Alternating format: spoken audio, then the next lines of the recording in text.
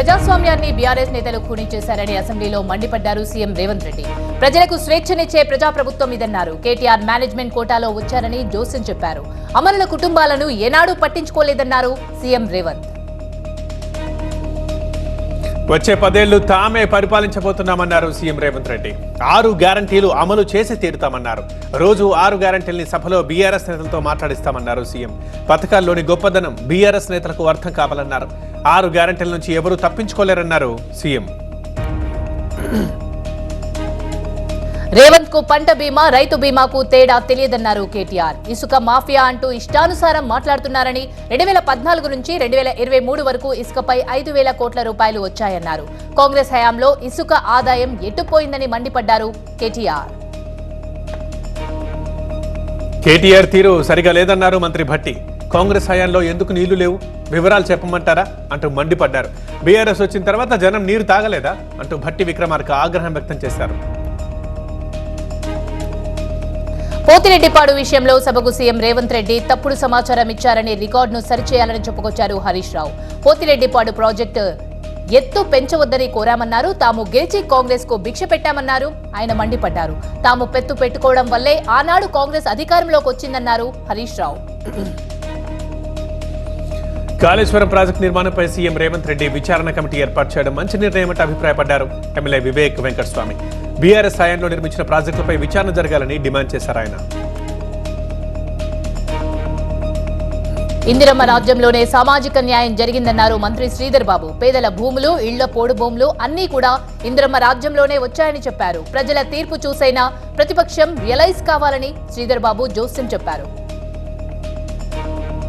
ఉమ్మడి పాలనలో తెలంగాణ ప్రాంతానికి అన్యాయం జరుగుతుందనే పోరాడి ప్రత్యేక రాష్ట్రాన్ని సాధించుకున్నామన్నారు మంత్రి పొన్నం ప్రభాకర్. తెలంగాణ వచ్చిన తర్వాత 10 ఏళ్ల పాటు పాలించిన బీఆర్ఎస్ గవర్నమెంట్ చేసిన పనుల గురించి మాట్లాడాలని కేటీఆర్ కు హితవు పలికారు.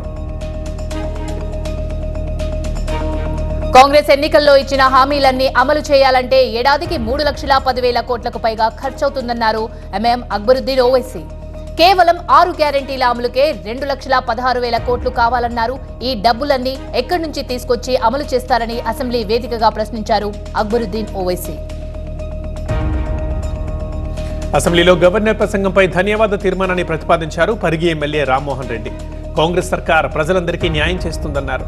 ఇచ్చిన మాట ప్రకారం ప్రభుత్వం ఏర్పడిన వెంటనే మహిళలకు ఉచిత బస్సు సౌకర్యం, ఆరోగ్యశ్రీని 10 లక్షలకు పెంచామన్నారు కాంగ్రెస్ ఎమ్మెల్యే రామ్మోహన్. శాసనసభ మండలిలో బీఆర్ఎస్ పై మండిపడ్డారు కాంగ్రెస్ ఎమ్మెల్సీ జీవన్ రెడ్డి. ఉద్యోగాల కల్పనలో గత ప్రభుత్వం పూర్తిగా విఫలమైందన్నారు. కృష్ణా నీటిని ఏపీ అక్రమంగా తరలించుకుపోతుందన్నారు. పాలమూరు రంగారెడ్డిని కాంగ్రెస్ ప్రభుత్వం ప్రాధాన్యతగా తీసుకుని పూర్తి చేస్తుందన్నారు జీవన్ రెడ్డి. కేరళ సీఎం పినరయ్ విజయన్కి తెలంగాణ బీజేపీ చీఫ్ కిషన్ రెడ్డి లేఖ రాశారు. అయ్యప్ప భక్తులకు సౌకర్యాలు కల్పించాలంటూ విజ్ఞప్తి చేశారు. కేంద్రం తరఫున అవసరమైన సహాయం అందిస్తామన్నారు. ఇబ్బందులు పడుతున్న తెలుగు భక్తుల్ని ఆదుకోవాలని కిషన్ రెడ్డి కోరారు. ప్రజల సొమ్మును దోచుకుతిన్న కేసీఆర్ కుటుంబం సహా బీఆర్ఎస్ నాయకుల పాస్పోర్ట్లను సీజ్ చేయాలన్నారు బండి సంజయ్. లేకుంటే దేశం విడిచిపోయే ప్రమాదం ఉందన్నారు. పార్లమెంట్ ఎన్నికలు ఎప్పుడైనా రావచ్చు, దేశమంతా మోదీ గాలి వీస్తుందని చెప్పారు. 350 సీట్లతో మూడోసారి అధికారంలోకి రావడం ఖాయమన్నారు బండి సంజయ్. చంద్రబాబు ప్రశ్నలకు సమాధానం చెప్పాల్సిన అవసరం లేదన్నారు మంత్రి కారుమూరి నాగేశ్వరరావు. చంద్రబాబు అధికారంలో ఉన్నప్పుడు ఎందుకు ప్రత్యేక హోదా సాధించలేదని మండిపడ్డారు. పోలవరాన్ని చంద్రబాబు ఏటీఎంలా వాడుకున్నారని ప్రధాని చెప్పారని మంత్రి కారుమూరి అన్నారు.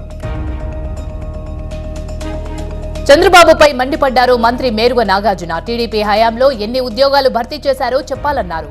డీఎస్సీ గురించి చంద్రబాబు చెప్పాల్సిన అవసరం లేదని, పార్టీ ఉనికిని కాపాడుకునేందుకు ప్రయత్నిస్తున్నారని చెప్పారు. హోదా గురించి మాట్లాడే హక్కు బాబుకు లేదన్నారు మంత్రి మేరుగ నాగార్జున. భోగాపురం ఎయిర్పోర్ట్ పనులు పరిశీలించారు వైసీపీ నేతలు. టీడీపీ హయాంలో ఉత్తరాంధ్రకు అన్యాయం జరిగిందన్నారు మంత్రి అమర్నాథ్. అమరావతి కోసం ఉత్తరాంధ్ర నిర్లక్ష్యం చేశారన్నారు. హైదరాబాద్తో పోటీ పడేలా ఉత్తరాంధ్ర అభివృద్ధి చేస్తామని, ఉత్తరాంధ్ర అభివృద్ధే వైసీపీ లక్ష్యమని అన్నారు మంత్రి అమర్నాథ్. జగంపేటలో స్థానిక పార్టీ కార్యాలయంలో వైఎస్ఆర్ ఎమ్మెల్యే చంటిబాబు వర్గీయులు సమావేశం నిర్వహించారు. ఎమ్మెల్యే మార్పుపై గత 3 రోజులుగా వార్తలు సోషల్ మీడియాలో చక్కర్లు కొడుతున్నాయన్నారు నేతలు. చంటిబాబును అధిష్టానం మార్పు చేయదన్నారు. అధిష్టానం ఏ నిర్ణయం తీసుకున్నా చంటిబాబు తీసుకున్న నిర్ణయానికి తామంతా కట్టుబడి ఉంటామని చెప్పారు. పార్టీ అవసరాన్ని బట్టి సీఎం జగన్ అభ్యర్థుల్ని మారుస్తారన్నారు ఎమ్మెల్యే సింహాద్రి రమేష్ బాబు. ఎవరికి ఎక్కడ సీట్లు ఇచ్చుకోవాలో ఆలోచించుకోవాల్సింది టీడీపీ జనసేన పార్టీలే అంటూ మండిపడ్డారు. వైసీపీ ప్రజలకు అన్ని విధాలా ఉపయోగపడుతోందన్నారు. కాకినాడ జిల్లా పెద్దాపురం నియోజకవర్గం వైసీపీలో వర్గపోరు మరోసారి బయటపడింది. స్టేట్ హౌసింగ్ కార్పొరేషన్ చైర్మన్ నియోజకవర్గ వైసీపీ ఇన్ఛార్జ్ దౌలూరి దొరబాబుకు వ్యతిరేకంగా సమావేశమయ్యారు అసమ్మతి వర్గం నేతలు. ఈ నెల 22న భారీ ఎత్తున సమావేశం ఏర్పాటు చేసేందుకు ఏర్పాట్లు చేస్తున్నారు.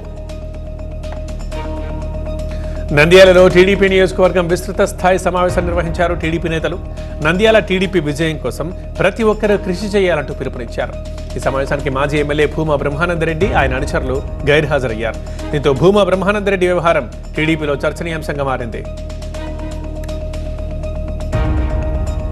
కర్నూలు జిల్లాలో కేంద్ర మంత్రి దేవ్ సింగ్ చౌహాన్కు నిరసన సెగ తగిలింది.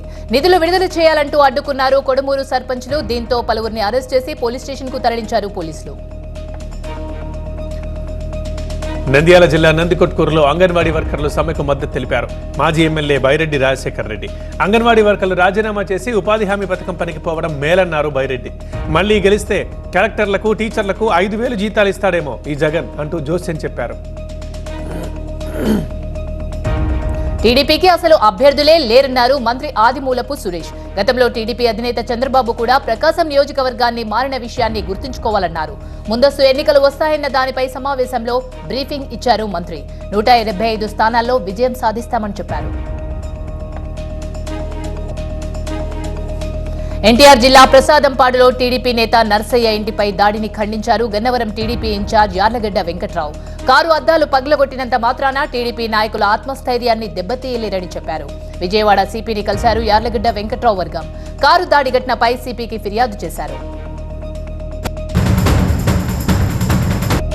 టీడీపీ అధినేత చంద్రబాబుపై మాజీ మంత్రి పేర్ని నాని ఫైర్ అయ్యారు. నిన్నటి వరకు వైసీపీ ఎమ్మెల్యేల్ని తిట్టిన చంద్రబాబుకు ఇప్పుడు ఒక్కసారిగా ప్రేమ పుట్టుకొచ్చిందని విమర్శించారు. వైసీపీ ఇన్ఛార్జ్ల మార్పుతో చంద్రబాబుకి షాక్ తగిలిందని, చంద్రబాబు రాజకీయ మనుగడ కోసం పవన్ పనిచేస్తున్నారని ఎద్దేవా చేశారు.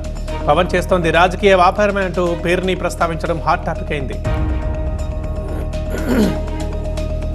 ఎమ్మెల్యే సాబ్జీ మృతిపై ఆయన కుటుంబ సభ్యులు అనుమానాలు వ్యక్తం చేస్తున్నారు. దీనిపై సిఐడి విచారణ జరిపించాలని సాబ్జీ కుమారుడు డిమాండ్ చేశారు. మరోవైపు సాబ్జీ భౌతిక కాయాన్ని ఏలూరు ఆశ్రమం ఆసుపత్రికి తరలించారు. ప్రభుత్వ లాంఛనాలతో అంత్యక్రియలకు ఏర్పాట్లు చేస్తున్నారు. ఎమ్మెల్సీ సాబ్జీ మృతిపై ఉండి పోలీసులు కేసు నమోదు చేశారు. బోనం దినేష్ అనే వ్యక్తి అతివేగంగా కారు నడిపి ఎమ్మెల్సీ సాబ్జీ కారుని ఢీకొన్నట్లు తేల్చారు. ఎమ్మెల్సీ గన్మన్ ముత్యాలరాజు కంప్లైంట్తో కేసు నమోదు చేసి దర్యాప్తు చేస్తున్నారు. ఉద్దేశపూర్వకంగానే రాంగ్ రూట్లో వచ్చి కారుతో ఢీకొట్టినట్లు ఆరోపిస్తున్నారు వారు. తమ డిమాండ్ల సాధన కోసం అంగన్వాడీలు సమ్మెబాట పడితే అధికారులు మాత్రం అంగన్వాడీ కేంద్రాలకు తాళాలు పగలగొడుతున్నారు. కేంద్రాలు మూస్తే కఠిన చర్యలు తప్పవని హెచ్చరిస్తున్నారు. మూసి ఉన్న అంగన్వాడీ కేంద్రాలను స్వాధీనం చేసుకుని తాళాలు పగులగొట్టి సేవలు పునరుద్ధరిస్తున్నారు.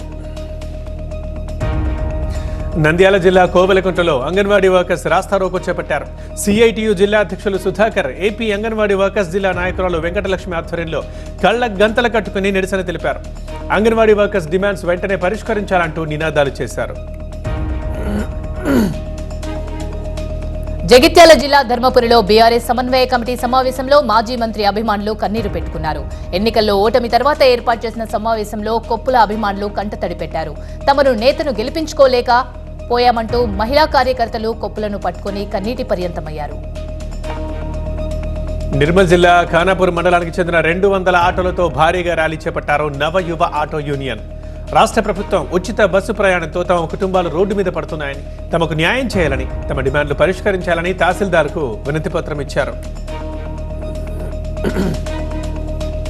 ఆదిలాబాద్ రిమ్స్ లో జూడాలతో చర్చలు సఫలమయ్యాయి. ప్రొఫెసర్ల కమిటీలతో చర్చలు ఫలించడంతో ఆందోళన విరమిస్తున్నట్లు ప్రకటించారు జూనియర్ డాక్టర్లు.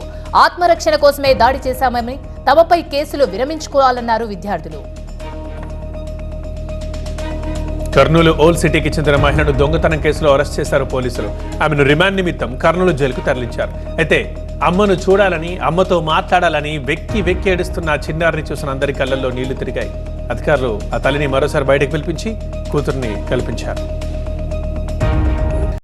శ్రీ సత్యసాయి జిల్లా ఎలుగుబంటి కలకలం రేపింది. బి రాయపురం గ్రామ సమీపంలో అనారోగ్యంతో ఒక రైతు పొలాల్లో చిక్కుకుపోయింది ఎలుగుబంటి. దాన్ని గమనించిన తోటలో పనిచేస్తున్న రైతులు ఫారెస్ట్ అధికారులకు సమాచారం ఇచ్చారు. హైదరాబాద్లోని జీడిమెట్లలో భారీగా గంజాయి పట్టుకున్నారు పోలీసులు. నర్సరీ మొక్కల మాటన గుట్టుగా గంజాయి తరలిస్తున్న ₹1,00,00,000 విలువైన 400 కేజీల ఎండు గంజాయిని స్వాధీనం చేసుకున్నారు.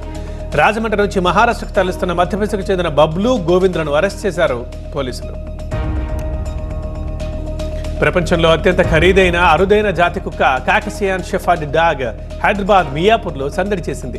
20 కోట్ల విలువ చేసే ఈ కుక్కతో సెల్ఫీలు దిగడానికి జనం ఎగబడ్డారు. బెంగళూరుకు చెందిన Indian dog breeders association president Satish ఈ కుక్కని నగరానికి తీసుకొచ్చాడు. మియాపూర్ మదీనాగూడలో గల విశ్వాస్ పెట్ క్లినిక్ కి డాగ్ ని తీసుకొచ్చారు. అరేబియా సముద్రంలో మాల్దాకి చెందిన నౌక హైజాక్ అయింది. దాన్ని సోమాలియా వైపు మళ్లిస్తున్నారు.